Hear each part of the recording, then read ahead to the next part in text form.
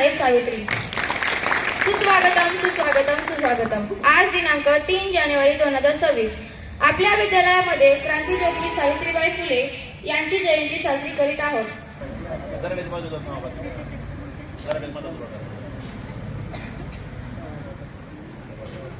क्रांतीज्योती सावित्रीबाई फुलेंचा क्रांतीज्योती सावित्रीबाई फुलेंचा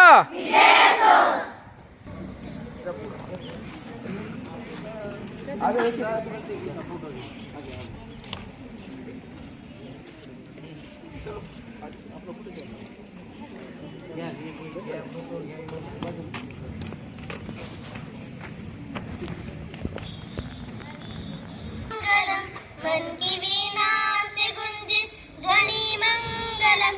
स्वागतम स्वागतम स्वागतम स्वागतम स्वागतम स्वागतम स्वागतम स्वागतम स्वागतम स्वागतम करार्पित सुमैयाजम. स्वागतम स्वागतम स्वागतम स्वागतम स्वागतम स्वागतम स्वागतम स्वागतम स्वागतम स्वागतम गलम. स्वागतम स्वागतम स्वागतम स्वागतम स्वागतम स्वागतम स्वागतम स्वागतम. काढली सन 1848 ला पहिली पुण्याला शाळा काढली. अंतशदारितीवाद जुलमी बंधने ती तोडली.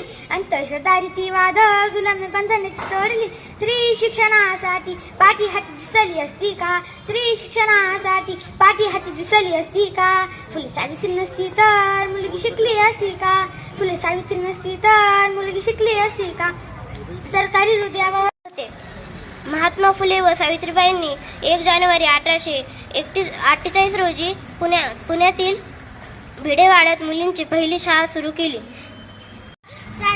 आज मी आपणासमोर क्रांतीज्योती सावित्रीबाई फुले यांच्याविषयी बोलणार आहे. सर्वप्रथम सावित्रीबाई फुले यांना माझा तिवार वंदन. सावित्रीबाई फुले ह्या भारताच्या पहिल्या महिला शिक्षिका होत्या. आज यांची जयंती या नमूनभाई वंदन करून मी माझ्या भाषणाला सुरुवात करते. सावित्रीबाई फुले ह्या भारताच्या प्रथम महिला शिक्षिका होत्या. त्यांनी नाणेबंदीच्या साकारताना चेरबंद झालेल्या महिलांना ज्ञान संवर्धनाची पहाट करून देणारे ज्ञानज्योती म्हणजे सावित्रीबाई आहेत. तेवढे पण खरं आहे, मुलींना पण शिकण्याचा अधिकार आहे. मुली पण शिकू शकतात. पण तू ह्याचा विचार केला आहेस का? मुलींचे आई वडील मुलींना घराच्या बाहेर पडू देतील का? आणि मुलींचे आई वडील मुलींना शाळेत जाऊ देतील का? ज्ञान नाही, विद्या नाही, ती घेण्याची गोडी नाही. बुद्धी असून चालत नाही तयास मानव म्हणावे का? ओळखलं का? वय म्या सावित्री ज्योतिराव फुले, खंडाळा तालुक्यातील नायगावच्या नेवसे पाटील यांची मी कन्या. अवघ्या 9व्या वर्षी माझा विवाह ज्योतिराव फुले यांच्याशी झाला. आणि मला हळूहळू कळायला लागलं की ज्या माणसाशी आपला विवाह झालाय ना, तो साधा साधारण माणूस नाही, तर या जगाला ऊर्जा देणारे क्रांती सूर्यच आहे. तेव्हा बायांनी ओघरा होण्याची पद्धत नसावी बरं का. बायाच्या जातीला कसं आपण भलं आणि आपलं काम भलं, आणि उच्च नीच स्त्री पुरुष असा लई भेदभाव व्हायचा. आणि या सर्वावर एकच उपाय होता, तो म्हणजे शिक्षण आणि शिक्षण हा ज्योतिरावांच्या मनात ध्यास होता. एके दिवशी ते एका शाळेत गेले होते शिक्षणाचा प्रसार करण्यासाठी. आणि तिथं त्यांना फरा नावाच्या ब्रिटिश मॅडम म्हणाल्या की मिस्टर फुले, तुम्हाला शिक्षणाचा प्रसार करायचा आहे ना, तुम्ही लोक मात्र वुमनला घराच्या बाहेर पडू देत नाहीत आणि तुम्ही शिक्षणाचा प्रसार करणार आहे. सो बॅड मिस्टर फुले, सो बॅड. झालं ते आले आणि म्हणाले की ए सावित्री आजपासून मी तुला शिकवणार. वय सुरू झाला माझा अभ्यास. बेक बे बेजून 4 बेत्रिक 6 काना मात्रा वेलंटी आकार उकार सार मी लिहायला शिकले. आणि बघता काव्य सुद्धा रचू लागले.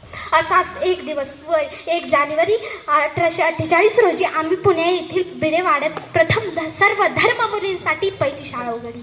अहो, शेपाटासारखं जगाल ना तर काम तमाम होईल, आणि वाघासारखं जगाल ना तर नाम होईल. आणि समाजात मात्र धर्म बुडाला म्हणून कलकलाट होती. अहो, एखाद्या सामान्य माणसाने शिक्षण घेतलं म्हणून कोणाचा काय धर्म बुडतो की काय? हा माणसासाठी धर्म की हा धर्मासाठी हा माणूस इतका तलाम असू शकतो का बरं हा धर्म? आम्ही शाळेत जात असताना आमच्यावर शेण फेकलं तरी आम्ही सहन केलं, माझ्यावर दगडं फेकली तरी मी सहन केलं, आणि माझ्यावर शिव्या दिल्या तरी मी सहन केलं. आता मात्र माझ्या सहनशक्तीचा अंत झाला होता बरं का. आणि अचानक एक धतिंगड माझ्या पुढे येऊन म्हणतो की टिवळे कुठे निघालीस? अगोदर आमच्या पोरी बाळीला शिकवणं बंद कर.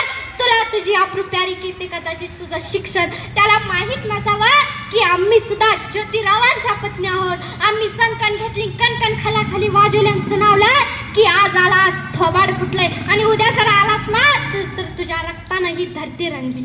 स्त्री कोणत्याही जातीची किंवा धर्माची असू द्या, ती नेहमी न्यायाची बळीच ठरता आली आहे हो. अहो, एखाद्या स्त्रीचा नवरा मेला म्हणून तिनं काय सती जायचं वय? अहो, तिच्या नवरा मेला म्हणून तिनं सती जायचं वय? तिचा त्याच्यात काय दोष हो? अहो, आम्ही याविरुद्ध आवाज उठवला. इंग्रज सरकारांकडे मागण्या केल्या आणि त्या मागण्या स्वीकारल्या आणि इंग्रज सरकारांनी त्या सती प्रथा बंद करण्यात आली. काशीबाई तिचा मुलगा आम्ही दत्तक घेतला आणि त्याचं नाव ठेवलं यशवंत. त्याच्या दुरून चालण्यानं कसं आमचं अंगण भरून यायचं.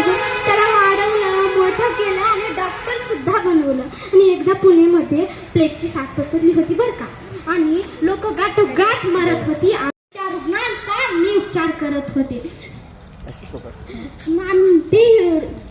प्लेग हा संसर्गजन्य रोग होता. तो कधी ना कधी आम्हालाही होणार होता, म्हणजे यशवंतालाही ना. अहो, मुळीच आम्ही जगलो ते समाजासाठीच ना, तर त्या समाजानं आमची सेवा करत आमचं मरण पत्कारलं तरी आम्ही मरणाराला म्हणू की अरे मरणात तुझं स्वागत आहे रे. आम्ही केशवपण, बालविवाह अशा रूढी परंपरावर आम्ही आवाज उठवला, कारण अनाथ होत्या त्या आया बाया शिक्षणामुळेच ना. म्हणून म्हणे की विद्येविना मती गेली, मती विना नीती गेली, नीती विना वित्त खचले आणि एवढे अनर्थ एका अविद्येने केले. म्हणून म्हणते की मुलींना शिकवा, कारण एक मुलगा जर शिकला ना तर तो एकटाच शहाणा होतो आणि एक मुलगी जर शिकली ना तर ती पूर्ण कुटुंबाला शहाणा करते. धन्यवाद. सावली धन्य ती क्रांतीज्योती सावित्री माऊली, धन्य ती क्रांतीज्योती सावित्री माऊली. सन्माननीय व्यासपीठ वंदनीय गुरुजन वर्ग व इथे उपस्थित माझ्या सर्व मैत्रिणींना नमस्कार. माझे नाव काळे सानिका भिवना. आज 3 जानेवारी म्हणजेच क्रांतीज्योती सावित्रीबाई फुले यांची जयंती. क्रांतीज्योती